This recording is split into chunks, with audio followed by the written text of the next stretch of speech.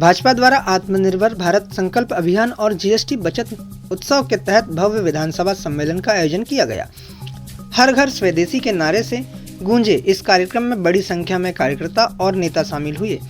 मुख्य अतिथि रहे पूर्व खनिज मंत्री प्रदीप जायसवाल सहित वरिष्ठ पदाधिकारियों ने दीप प्रज्वलन कर कार्यक्रम की शुरुआत की। नेताओं ने कहा कि आत्मनिर्भर भारत का सपना तभी पूरा होगा जब हर नागरिक स्वदेशी उत्पाद अपनाएगा। सम्मेलन का समापन भारत माता की जय और भाजपा के जय घोष के साथ हुआ।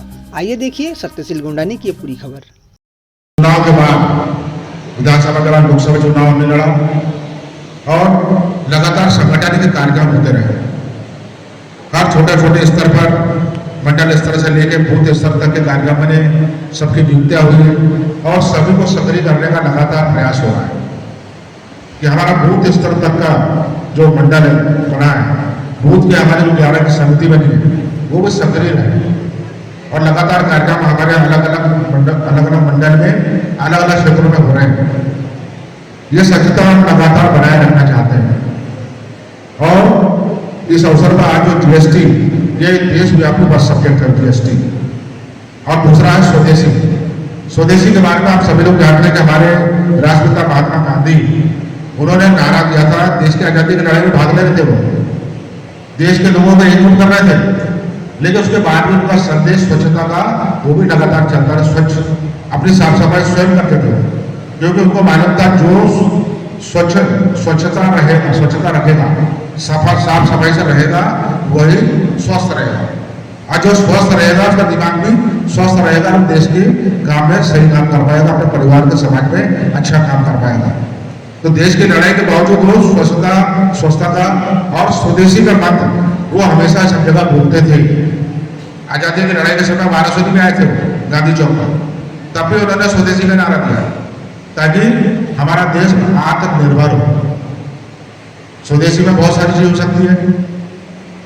गांधी जी अपने घर से कोई छोटे मोटे आदमी नहीं थे, लंदन पढ़ाई करने का जब आज के समय को लंदन पढ़ने जा रहा है, क्या बताओ, करोड़ों रुपए होगा तब जाकर लंदन पढ़ने जाएगा।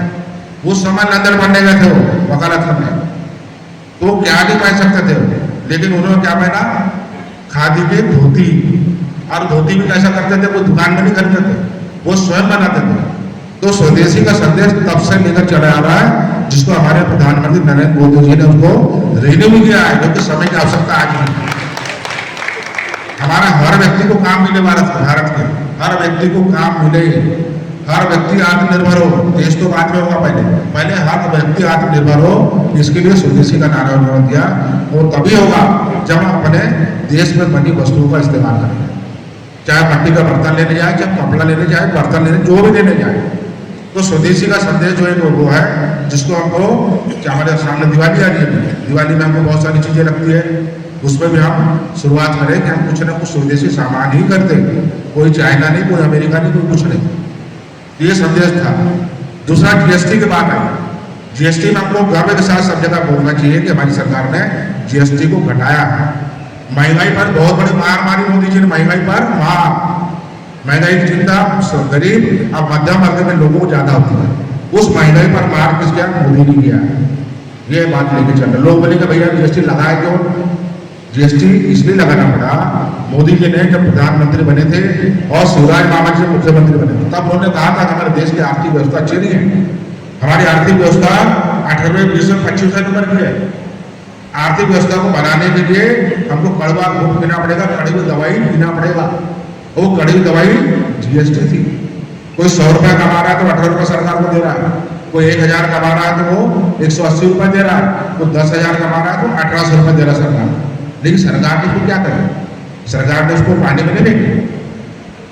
आज हमारे भारत में प्रदेश में कितने फ्लाईओवर बन रहे रुपये, कितनी सड़कें बन गई, कितने स्टेट हाईवे, कितने एक्सप्रेस हाईवे बन गई, कितने नेशनल हाईवे बन रहा है।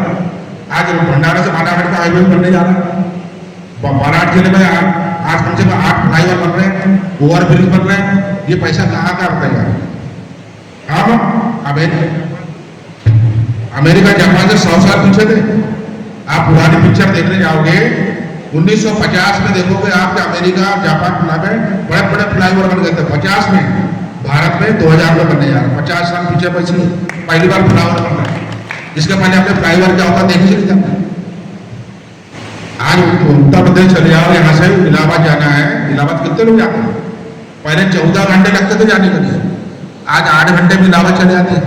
हम भोपाल जाते थे, भोपाल जाने में 10 घंटा लगता था, आज भोपाल जाने में 7 घंटे, भोपाल 6.5 घंटे पहुंच जाते हो। और ऐसे कितने एक्सप्रेस हाईवे बन गए पूरे प्रदेश में, पूरे देश में। आज एयरपोर्ट कितने बड़े का देखिए आप 1 घंटे में बेंगलोर चले जाते हो गोंदिया से, 1 घंटे में मद्रास चले जाते हो, हैदराबाद चले जाते हो, दिल्ली चले जाते हो गोंदिया से। और कितने सारे एयरपोर्ट बन गए। आज समुद्र के अंदर से हम रास्ता निकाल रहे हैं। कश्मीर में बड़ी बड़ी पहाड़ियों के अंदर से टनल बना कर ट्रेन जाने